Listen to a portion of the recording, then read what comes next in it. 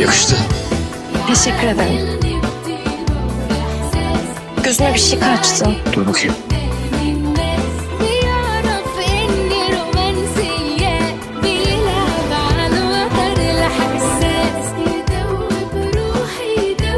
Tamam, çıktı.